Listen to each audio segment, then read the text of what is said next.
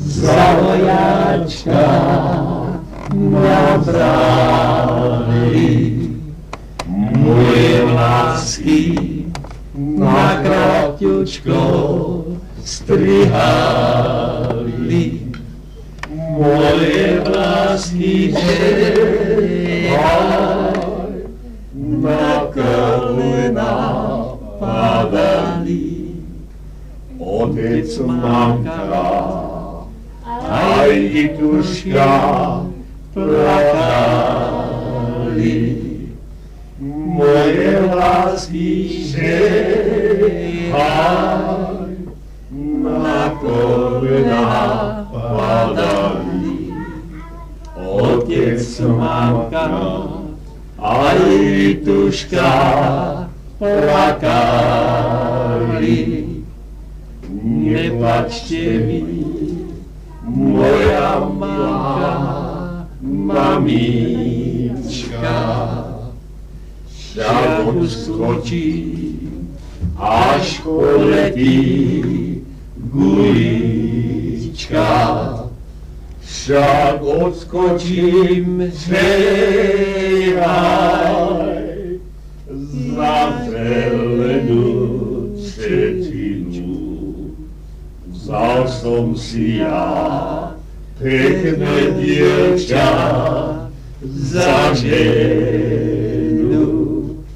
Však odskočím, hej, za zelenú čečinu. Vzal som si ja pekné dievča za ženu. No a keďže sú to narodeniny našej mamičky, babičky aj prababičky, ktorá má pri dnešnom jubileu právo na to spomínať, koho vychovala a ako ich vychovala, tak rada by sa zverila so svojimi príhodami na svojich troch lapajov, ktorí samozrejme neboli svätí a každý z nich má niečo prišité za golierikom. Tak by sme poprosili našu babičku, aby sa rozhovorila o tom, akí vlastne boli jej synovia. Tak o Emilovi. Tak môj syn, najstarší Emil, narodil sa 8 mesiacov. Ten jeden mesiac som nie, že ho mám, ale po 8 mesiacoch ja som nevedela od žiaľu, čo už aj plakala, aj nadávala, aj všetko. Hodila som ho raz už do postele a som povedala, Kristus ti dušu dal, ja ti už neverím. Čo som nevedela už čo robiť. Pochodila som po lekároch piešťanských, po babách. Povedal mi jeden lekár, no z neho chlap nebude. Druhá baba mi povedala, z neho nebude už vojak. Ale potom ďavoláka Janiskovi povedala, z neho bude taký chlap inakší, jak jeho otec. Tá jedna baba ma potešila. No ale hoň, čo si ja vystála teda do tých 5 mesiacov, hrúza to bola. No a potom, ďalší syn bol Pale. Ten za strašne ľúbil plávať. A nehala som ho varovať, išla som do kostola, prídem domov, kúkam okna, zavreté dvere, zavreté a chlapca nide. Lakla som sa, deje. Idem na Dubové, blízo tam Dubové bolo. Naraz som v iné vec, čo má, tu som. Hore vodu plával a ja už je utopený. Vyskočil z vody, aha, tu je ten utopený. Strašný šibenec bol z neho. Živý bol. Keď som v škole hovorila učiteľ, keď bol na to zhromaždenie, reku, pani učiteľka, velice je on živý, prosím vás, on sa nemá, trošičku ho potestajte. A ona mi povedala, pani Lavlien, to ani potrebujeme živých žákov, nie mŕtvych, ten sa vám ostatne nestrací. Aj sa nestrací. Aj teda bojuje svetom, chodí a mám z toho teda radosť. Tretí syn, volá sa Jozef. Tak som bola na roli krumple kopať, prídem domov z role, naraz kúknem do krdenca, vidím, že je prázdny. Myslím si, bol to pondelek, však počať to nemohol na svadbu, však pondelek sa svadby není. To sklo z toho kredenca. Pálne mi oči do kredenca a vidím, tam rúžové sklo z rúžového taniera. No ja som si sadla a už to nemohla hýbať. Čo čúr spravím? Ale on mi utiekol, pravda, lebo vedel, že dobre nebude. Prišiel domov, tak som ho teda tak vydezúvala a ja som ho vybíla, som ho vyhnala. A som povedal, tu máš batoh a hýbaj vás sa nechcem naučiť vidieť. No, on začal plakať, kam pôjdem, keď už tu má, kam pôjdem. Ja sa nesrám, kam hýbaj, kam chceš. Ale prišiel ako Jožko, poď spátky. Jaká je matka? Jedným bokom bije a druhým ľutuje. No tak potom teda prišiel spátky a na to mi ale ochorel. A práve do takej školy chodil, kde taká nemoc sa vyskytla, čo teda na tí deti mreli. No ja som už potom vedela, keď mi ho vypísal doktor teda do nemocnice a hneď sa ma pýtali tam, do ktorej školy chodili. Keď som mal, že tam a tam, no tam už moc chlapcov pomrelo a už dal také nemoci, tam nemohlo ísť na návštevu. A už on mal 6 rokov, už to vedel, že tam za ním nemôže nikto chodiť. On tam mi nechce byť, tak prehľadný ho. A čo som ja tedy vystála, ja som to brala všetko na seba, že ja som ho vyhnala, vybíla, že on to dal v srdcu a že preto mi ho nezdravé. No ale ďaká Pánu Bohu, vrátil sa domov a za také 3 dní ho prehľadali a nič mu nebolo. Na už je koniec. Tak ďakujem našej babičke a tak ako sme boli všetci svedkovia, bol to veľmi kvalifikovaný prejav a ja sa divím, babička, že vy ste nerobili redaktorku už predo mňou. No, nedá mi, aby som ja nepovedal jednu príhodu, ktorú som ja mal ako s prvorodeným synom, a to bol prvý vnuk. No a mal také sklony k spevu, tak sa naučil jednu pesničku, ktorú sme spoločne sa učili, Horenka, horenka, hora. Mal 4 roky a ja som teraz píše tej mojej babičke, teda jeho prababičke, ktorá už je na druhom svete. A som sa chcel s ním pochváliť, že ako môj 4-ročný syn je pekne spievať, tak príde môj Marianko, zaspieva babke a na veľké prekvapenie Marianko začal spievať zapaták, zapatáčik, dalo si dievčatko, mi to páči. A takto som sa ja vyznamenal mojím synom, našou babičkou. Hovorí však, to bol názor tvojej dcery a Janko Amerikán, nie, ten neprával. Tak potom zomrel, to bol Kurišová ako rodina on bol.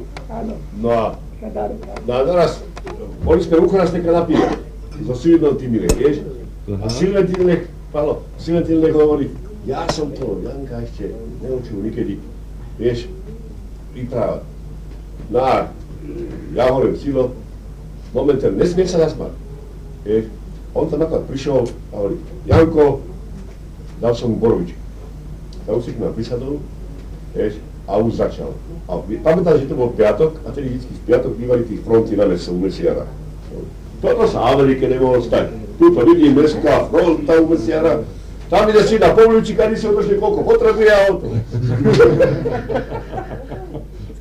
Takže nemala len tvoja dcera takú predstavu. Dobre, no ale hovorí, že zrtali píli topor a bolo fotbalové herisko na no.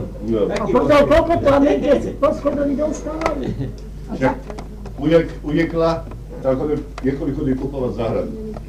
A pána 30 rokov na to byl na 2 zmeny tam, nie, a zároveň sa vyrábali. A on však prišiel poboliť a chápi akurát teda kolobrantovali. A Pavel Horisky sa ho pýtal, že Janko, a jaké sú tam v Amerike včely? Hovorí, také jak u nás husy. No a včely sú jaké? No také jak u nás, ty somar. Ale sa opýtali, že aké sú tam vysoké domy. No hovorí, no také vysoké domy, keď te sa hovorí, padne dole sekra, lež dopadne dole, za tá znie ručka. Čo, to hovorí, že išiel som do jedného domu na návštevu. A tá pani bola v druhom stave. A zazvonil som, ona bývala na samom vrchu, pravda, a bol pokazený výtah. Tak prišla mi, museli byť hori po schodoch peši, ale nespíša to, že bola 15-ročnú dceru.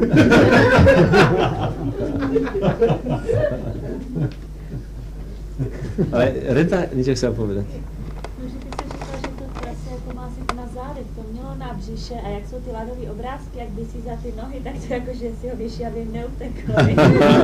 Ja to je tak, jak to tie obrázky, ty zakálačka na dedine, ale jak to visí, ako tam proste rozpára. Ja nikdy nezabudnem, keď chodí nám zabierovať ten Niždanský. No. No a on, keď sa volačo nedarilo, vieš, on Ach, však by zahrabil, keby nebolo pod mračnou. Ale mama tam prišla a mama chcela, teda, keď príde masár, aby už bola voda všetko, aby vrela to. On prišiel, pravda, voda vrela, začal nadávať, že on takú vodu už nechce, a sme museli tú vodu vydať a znova, lebo tá voda už nemá silu potom, vieš. A po tej vodu, ako začne letieť, tá najsilnejšia, najviac silu má v tej vody, keď obarnočná prasa, ako vieš. Ona už veľmi vrela, tak pravda hovorí, toto nechcem. No a raz mama, už aj neviem, čo si to robila víno. A na tej zabíjačke bolo to také dvojlitrové fľaše a naraz hovorí, pani Havrantová, vy nás ponúchate so šampanským. Takéto víno to bolo, ohromné víno, normálne jak šampus. Vieš, ako som to robila, ja som celé hrozná, jak som ich kúpila, umýla a dala som do pohľa celé hrozná. A nehala som ho vykysnúť a potom bol jak šampanský. Ale teraz takýto príhodu ten Nižňanský, tam, kde je teraz amfiteátr, tam bývali box. Áno, viem. A ja keď som išiel na box, ja som vždycky sadol za tým Nižňanským. Ale nie kvôli tomu boxu, ale vieš, tie reči, čo som počúval, to bol estráda. A raz, ty Pecuch, ty sa pamätáš na Pecucha, boxoval Pecuch, vieš? A to bola taká chudobná rodina, vieš, strašne taký, no, tak podceňovali každý. A on si jak zbadal, hneď toho Pecucha a hovorí, ach, však je chudobný človek potovra, trochu masené večera už vyšla. Ja, keď ste boli u tých prasiec, mama, však ty vieš dobre, keď bolo prasa zdravé a išla si krbiť prasa, dávať mu jesť, tak samozrejme prasa dobiedzalo, hladné, iskakovala, ty chromta jedna mizra, ideš šolak, však tá šľahnem, tak tá natlčem, dám ti, vybijem ťa a teraz proste nadávala si mu. Ale keď prasa začal storať a voľači mu bolo mama a chodila s ním dvakrát, trikrát za noc sa zobudila, chodila, hladila ho. Však toľko raz si mama ani mňa nepohľadila ako to prasa. Ale u nej bolo u mami vzácne, vieš, ono sa strašne ľúbila so svietami rozprávať. Tá výroka, čo? Keď tí kočky boli. Kočes, áno. A kočka vyprávala im furt, vieš, to. Cez masorici kicite. Ale keď babka raz s Bežou v nedeľu po obede rozprávala, že ako s tým prasaťom, alebo že nechce žrať. Je oplácené. A my sme teda v izbe spali, akože mladí manželia, ešte bezdetní.